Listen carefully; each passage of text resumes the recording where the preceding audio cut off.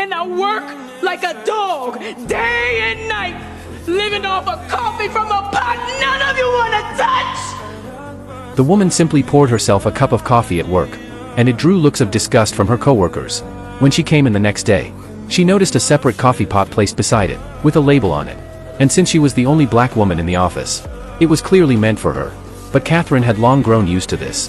Because of her skin color, on her very first day, she had even been mistaken for a janitor. This wasn't emptied last night. I'm sorry, I'm not the custodian.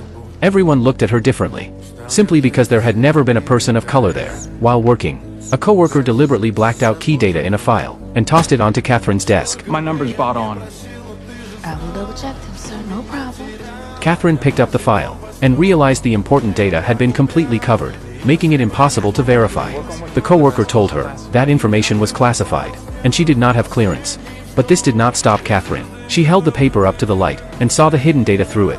With that information, she quickly solved a problem that had been troubling the space agency, and caught the attention of her supervisor. But instead of praise, she was met with interrogation. Because the data was top secret, her supervisor suspected she was a spy. Catherine had to explain that she had simply read it through the light. After learning the truth, her supervisor finally realized she was a rare mathematical genius, and ordered that she be granted access to the classified files. But the next day, when the supervisor looked for her, she was nowhere to be found.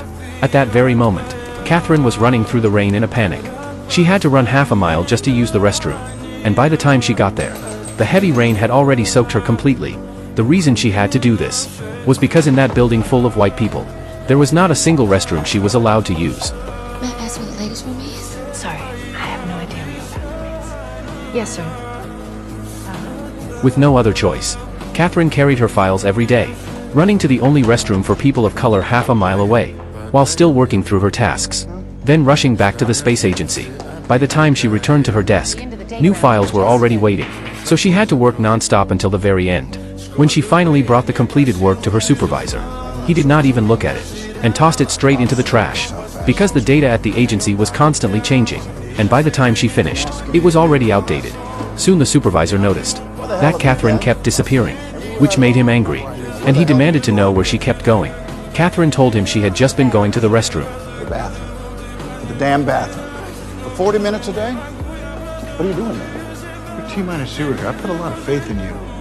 There's no bathroom for me here. What do you mean there's no bathroom for you here? There is no bathroom. There are no colored bathrooms in this building, or any building outside the West Campus, which is half a mile away. Did you know that? I have to walk to Timbuktu just to relieve myself. And I can't use one of the handy bikes. Picture that, Mr. Harrison.